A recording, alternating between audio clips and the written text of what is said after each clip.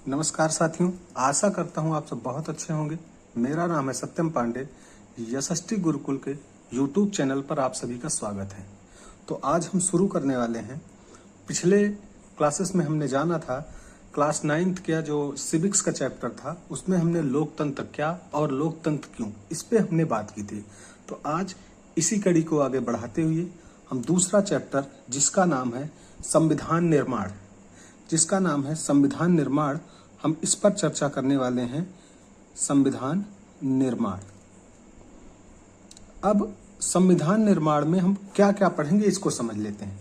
ये संविधान निर्माण, जैसे हमने जाना था कि इस अध्याय में हम लोकतंत्र के संवैधानिक स्वरूप पर कुछ बुनियादी बातें करेंगे और साथ ही साथ उस पर हम सवाल उठाएंगे और साथ ही साथ यह जानेंगे कि हमें संविधान की जरूरत क्यों है। साथ ही साथ यह भी जानेंगे कि संविधान बनता कैसे है। हम यह जानेंगे कि संविधान की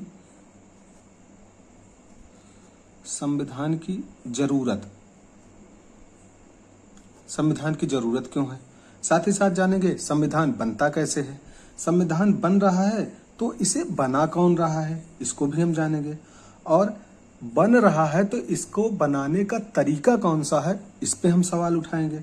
और साथ ही साथ यह भी जानेंगे कि संविधान अगर बन जा रहा है तो बनने के बाद समय की परिस्थिति की मांग के अनुसार क्या उसमें कुछ बदलाव किया जा सकता है या नहीं, हम इस पर भी चर्चा करेंगे।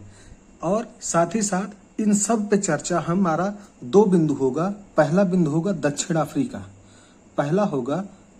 अफ्रीका और दूसरा होगा भारत। दक्षिण अफ्रीका में संविधान का निर्माण कैसे हुआ, इसको हम जानेंगे। और दूसरा बिंदु हमारा होगा भारत, और भारत में कैसे संविधान का निर्माण हुआ, इस पर हम चर्चा करेंगे। और साथ ही साथ यह जानेंगे कि संविधान की जरूरत क्यों है, संविधान बन कैसे रहा है, बनाता कौन है इसे, अगर बना रहा है तो किस तरीके से बना रहा है, और इन सभी पर चर्चा करेंगे। तो हम शुरुआत करते हैं अपने चैप्टर की कहानी से। कहानी आपका है दक्षिण अफ्रीका की। पहले हम दक्षिण अफ्रीका को जानेंगे, फिर हम जानेंगे कि जो हमारा भारतीय संविधान है, संविधान किसे कहते हैं, संविधान को हम जानेंगे। संविधान की जरूरत क्यों पड़ती है, इसको जानेंगे। साथ ही साथ भारतीय संविधान का निर्माण कैसे हो रहा है, इसको जानकर हम इस अध्याय को समाप्त करेंगे। ठीक, तो हो सकता है इस अध्याय को हम छोटे छोटे 15-20 मिनट के 2 वीडियो में खत्म करें। एक वीडियो से अच्छा है 2 वीडियो बनाएंगे, उसी में हम दोनों को पढ़ लेंगे। ठीक, तो आज शुरू करते हैं हम दक्षिण अफ्रीका। तो दक्षिण अफ्रीका हमारा केंद्र बिंदु होने वाला है आज का। तो सबसे पहले दक्षिण अफ्रीका को समझते हैं। दक्षिण अफ्रीका जो है एक देश है। ठीक है, एक देश है। ये कहाँ का है, अफ्रीका महाद्वीप पर एक देश है आपका दक्षिण अफ्रीका। जिसको दक्षिण अफ्रीका में हम आप लोग जानते होंगे कि दक्षिण अफ्रीका जो था ये पहले क्या था, एक उपनिवेश था। क्या था, उपनिवेश। अब उपनिवेश क्या था, उपनिवेश का मतलब इस पे क्या कहते हैं, किसी ब्रिटिशर से या किसी अन्य देश का कब्जा था। अन्य देश का कब्जा था तो यहाँ से बहुत सारी चीजें लोग ले जाते थे और अपने संसाधन के रूप में उपयोग करते थे। तो ये उपनिवेश था। उपनिवेश किसका था, ये ब्रिटिश का। ब्रिटिश लोग जो थे, ब्रिटिशों का ये उपनिवेश था। कौन, दक्षिण अफ्रीका। ठीक है, अब कैसे, अब समझते हैं हम। अब हो क्या रहा है, हो ऐसे रहा है कि 17वीं और 18वीं शताब्दी में 17वीं और 18वीं शताब्दी में यूरोप की कंपनियां यहां आती हैं। ठीक, क्या करती हैं, यूरोपीय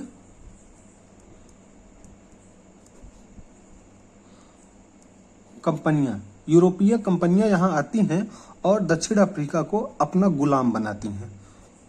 क्या करती हैं, यूरोपीय कंपनियां यहां आती हैं और दक्षिण अफ्रीका को अपना गुलाम बनाती हैं। ठीक है, अब ये बना कौन रहा है, अब यूरोपीय कंपनियां आ रही हैं, गुलाम बना रही हैं। गुलाम कौन बना रहा है, देखो अब यहाँ जो है ये गुलाम बनाती हैं। गुलाम बनाने के साथ साथ ये जो गोरे लोग थे, गोरे लोग यहां पर बस जाते हैं।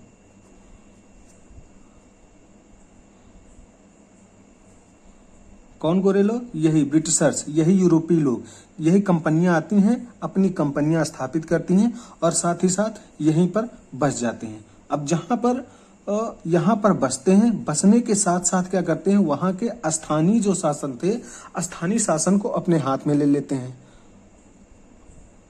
स्थानीय शासन को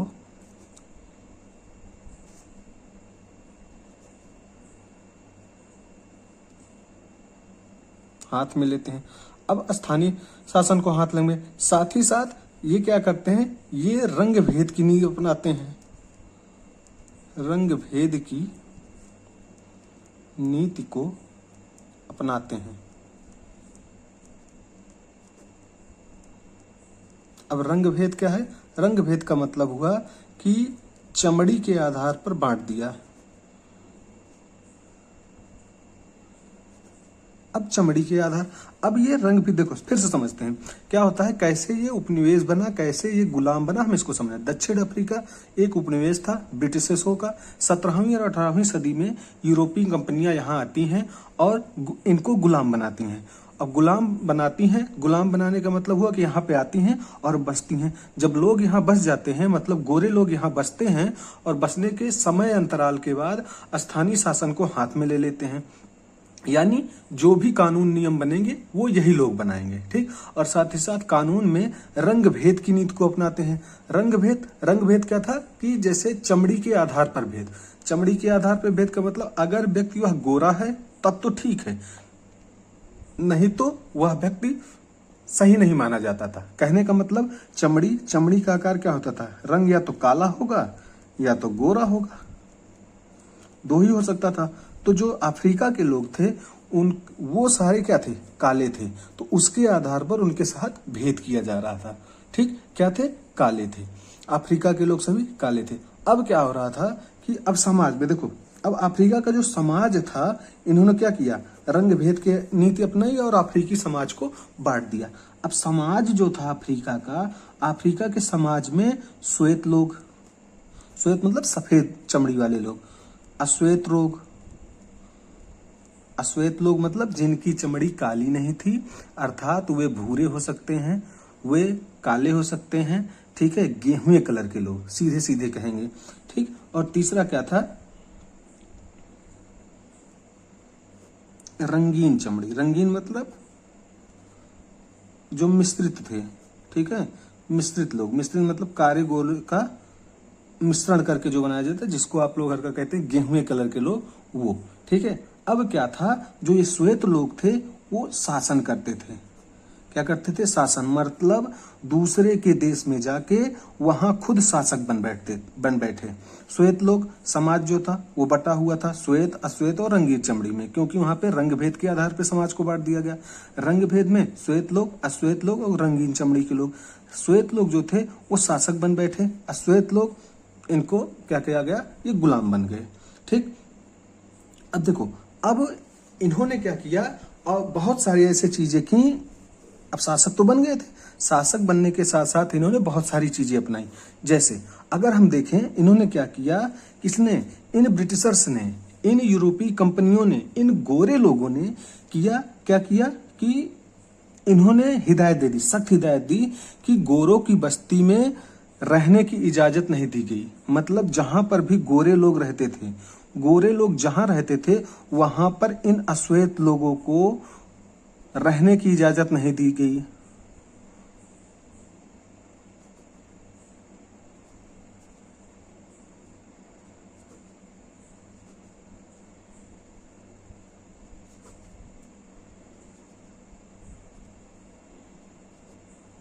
साथ ही साथ रहने तो नहीं दिया गया, अगर उनको काम भी करना है तो काम करने के लिए इनको परमिट की आवश्यकता होनी लगती थी। परमिट मतलब अगर उनके पास परमिट है, क्या है, परमिट है, तभी वे जाके गोरे लोगों की बस्तियों में काम कर सकते हैं, नहीं तो नहीं कर सकते थे, ठीक है। प्रत्येक कार्य के लिए क्या किया गया, अलग अलग व्यवस्था कर दी गई, अलग अलग व्यवस्था अपनाई गई। वे लोग गिरजाघर नहीं जा सकते थे, मतलब धार्मिक स्थल जो था, गिरजाघर नहीं जा सकते थे, धार्मिक स्थलों पे नहीं जा सकते थे, अर्थात वो चर्च भी नहीं जा सकते थे। वे संगठन नहीं बना सकते थे, संगठन नहीं बना सकते थे। और साथ ही साथ अब सबसे अच्छी बात देखो, अब अच्छी का मतलब ये लोग क्या थे, इतने चालाक थे गोरे लोग, ठीक है, रहने की इजाजत भी नहीं दे रहे हैं। इनको क्या कहते हैं कि परमिट होगी तभी वहां पे काम कर सकते हैं, नहीं तो उनकी बस्तियों में भी नहीं जा सकते हैं। अलग अलग व्यवस्था कर दी गई कि कौन सा व्यक्ति कौन सा कार्य करेगा। गिरजाघर जाने की अनुमति भी नहीं दी गई, साथ ही साथ संगठन भी नहीं बना सकते थे। अब सबसे इम्पोर्टेंट चीज क्या थी कि ये इनके साथ जो इतना विरोध हो रहा है, इनको इस विरोध का विरोध करने का भी अधिकार नहीं है।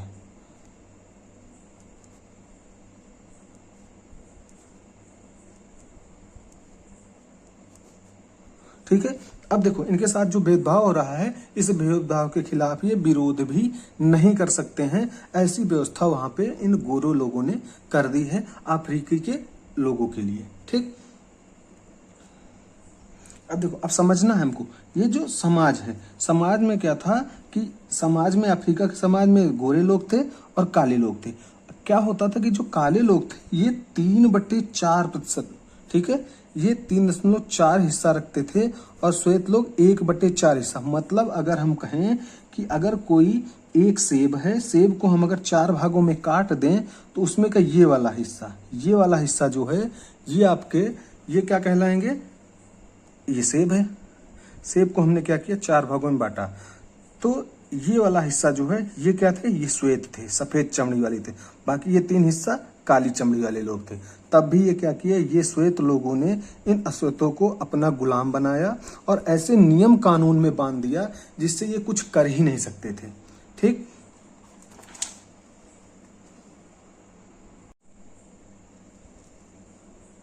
अब हम बात करते हैं कि दक्षिण अफ्रीका में ये जो भी रंग भेद के आधार पर जो भेद किया जा रहा था, जो इनको गुलाम बनाया गया था। अब ऐसा तो है नहीं कि कोई किसी का गुलाम बन जाएगा तो लगातार उसकी प्रताड़ना सहता रहेगा, ऐसा तो नहीं है। समय के बाद उनमें भी एक बार ऐसी जिज्ञासा मन में आएगी कि हम इनसे आजाद हों, साथ ही साथ हम अपने हिसाब से जिएं, जो हमारा मन कहे वो हम करें। ऐसी इच्छा प्रत्येक व्यक्ति, जानवर, कुछ भी हो, अगर उसमें कुछ भी सोचने समझने की क्षमता है तो उसके मन में ऐसा जरूर उठेगा कि हम गुलाम क्यों रहें। ठीक, तो अब बात आती है कि दक्षिण अफ्रीका के लोग कैसे करते हैं और अपने एक संविधान का निर्माण कैसे करते हैं, इन गोरों से अपने आप को कैसे आजाद कराते हैं, इस पे हम बात करेंगे। ठीक, अब देखो, अब हेडिंग होने वाली हमारी संघर्ष। संघर्ष किसका होगा, जो आपके जो ये काले लोग हैं वो संघर्ष करेंगे किससे, गोरे लोगों से। ठीक है, तो संघर्ष एक नए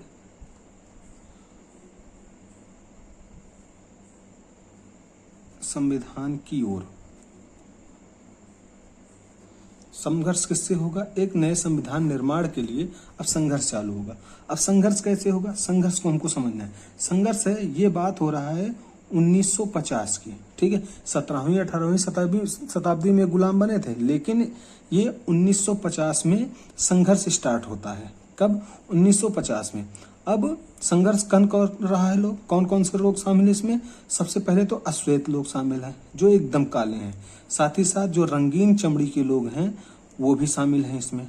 ये दोनों लोग मिलकर क्या कर रहे हैं, संघर्ष स्टार्ट कर रहे हैं। संघर्ष हो कैसे रहा है, अब संघर्ष कैसे हो रहा है, संघर्ष में क्या हो रहा है कि विरोध प्रदर्शन चालू कर रहे हैं, विरोध प्रदर्शन चालू हो रहा है। अब विरोध प्रदर्शन हो रहा है, हड़तालें हो रही हैं। अब ये सब हो कहाँ रहा है, अब ये सब हो रहा है, एक पार्टी आती है, पार्टी क्या है, नेशनल कांग्रेस। अब नेशनल कांग्रेस का मतलब अफ्रीकी नेशनल कांग्रेस। अब ये जो पार्टी है अफ्रीकी नेशनल कांग्रेस, इसी के झंडे तले, एक झंडे तले सारे काम हो रहे हैं। ठीक है, किसके, इस झंडे तले, किसके, नेशनल कांग्रेस, वो भी अफ्रीका की, अपने यहाँ की नेशनल कांग्रेस नहीं, भारतीय नेशनल कांग्रेस नहीं, ये अफ्रीकी नेशनल कांग्रेस की बात हो रही है। वहां पर भी अफ्रीकी के लोगों ने कांग्रेस की स्थापना की, कांग्रेस बनाया, और इसमें शामिल कौन कौन से थे? मजदूर लोग, साथ ही साथ कम्युनिस्ट पार्टी, ये दो लोग इसमें क्या थे? शामिल थे। ठीक है, किसमें? इस नेशनल कांग्रेस में। अफ्रीका की जो नेशनल कांग्रेस थी इसमें शामिल थे, मजदूर वर्ग शामिल था और कम्युनिस्ट पार्टी ये भी शामिल थे। ये अश्वेत और रंगीन चमड़ी वाले लोग इसमें ये सब हड़तालें कर रहे हैं, विरोध प्रदर्शन कर रहे हैं। ठीक, अब क्या होता है कि जितनी भी राजनीतिक पार्टियां थी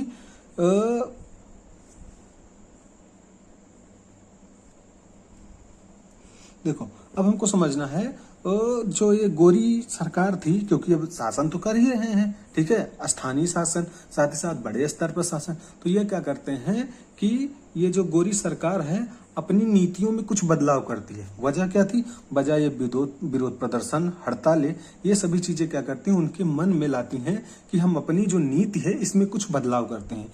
इस बदलाव में जब हम बदलाव लाएंगे तो इनके क्या होगा? इनके मन में जो गुस्सा है वो कुछ थोड़ा शांत हो जाएगा और इस समय के बीच में हम लोग कुछ नया चीज सोच लेंगे। अब क्या करते हैं? सबसे पहले क्या करते हैं ये लोग? जो ये जो भेदभावपूर्ण कानून था ना, इसी को वापस लेते हैं। भेदभाव कानून वापस कौन ले रहा है? ये जो अंग्रेजी सरकार है, ये जो गोरे लोग हैं, ये भेदभावपूर्ण जो कानून है इनको वापस लेते हैं। साथ ही साथ क्या करते हैं? ये जो राजनीतिक पार्टी है ना, इनकी इस राजनीतिक पार्टी पर प्रतिबंध लगा देते हैं।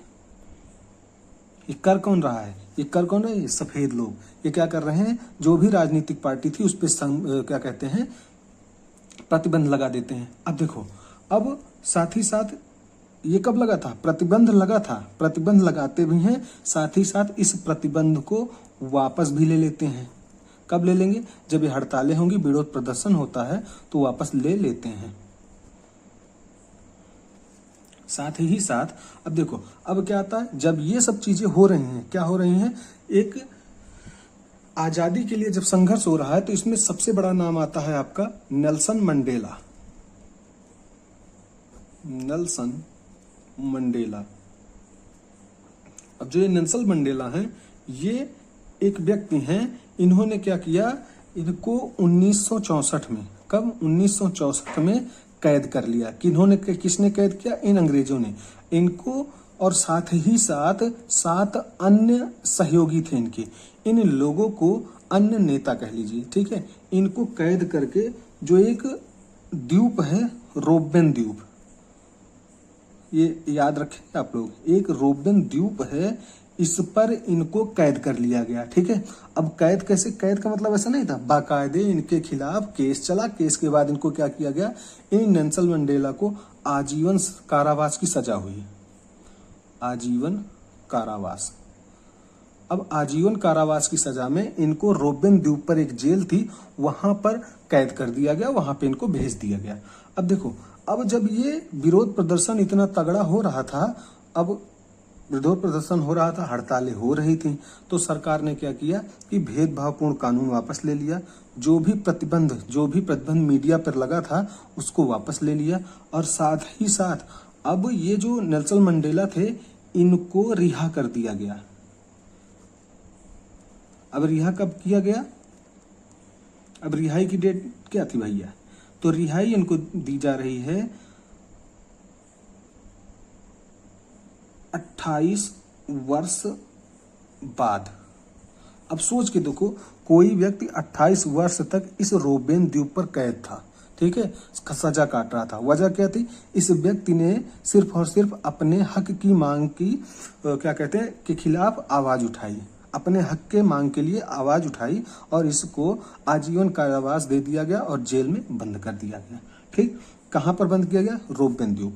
अब देखो, अब बात आती है ये जो 26 अप्रैल 1994, अब इतना सब संघर्ष चल रहा था, तो 26 अप्रैल 1994 को दक्षिण अफ्रीका को, साउथ अफ्रीका को, जो ये मध्य रात्रि थी, इस डेट की मध्य रात्रि को आजाद कर दिया गया।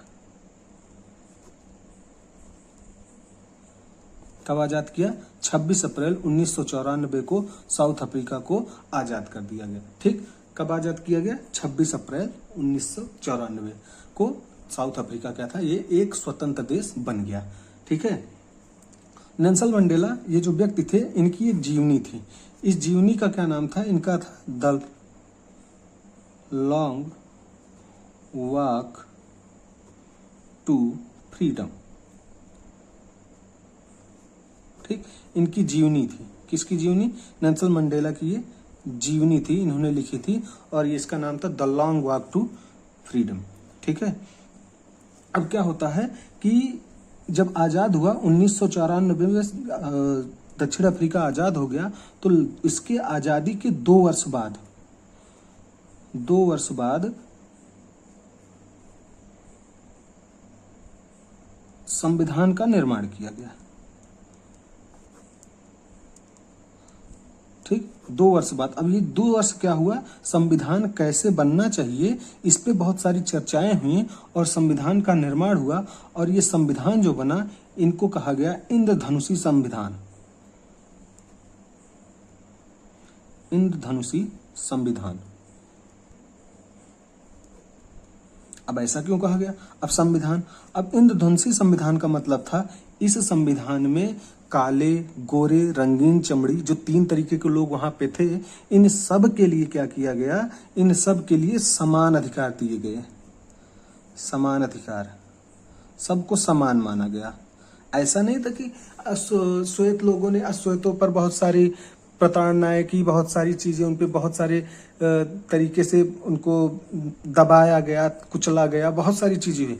लेकिन ये जो काले लोग थे, उन चीजों को अपने मन में न रखकर समाज को नई दिशा दिखाने के लिए क्या किया? इन्होंने संविधान का निर्माण किया और सभी व्यक्ति के लिए समान अधिकार पेश किया और उनके खिलाफ जो मन में घृणा थी, घृणा को प्यार में बदल दिया और एक अच्छे संविधान का निर्माण किया। और इसीलिए इस संविधान को, दक्षिण अफ्रीका के संविधान को इंद्रधनुषी संविधान कहा जाता है, क्योंकि यहाँ पर इंद्रधनुषी समाज है। इंद्रधनुषी में जैसे इंद्रधनुष में 7 रंग हैं, सभी एक साथ रहते हैं, तभी इंद्रधनुष का निर्माण होता है।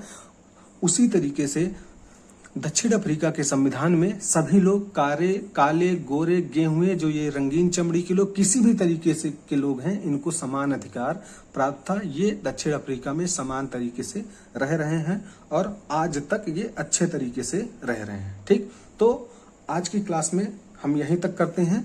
आगे हम जानेंगे कि संविधान क्या है, संविधान क्या क्या करता है और साथ ही साथ अब भारतीय संविधान का निर्माण कैसे हुआ, इस पर चर्चा करके इस चैप्टर को समाप्त करेंगे। ठीक, तो आशा करता हूं आपको यह वीडियो अच्छा लगा होगा। तो अगर वीडियो आपको पसंद आया हो तो वीडियो को लाइक करेंगे, चैनल को सब्सक्राइब करेंगे और अपने दोस्तों के साथ शेयर करेंगे। तो दीजिए इजाजत, तब तक के लिए धन्यवाद।